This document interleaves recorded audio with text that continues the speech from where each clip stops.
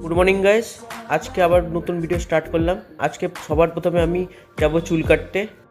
যেহেতু তোমরা জানো আমি বা আমার ফ্যামিলি মিলে আমরা বাইরে যাচ্ছি।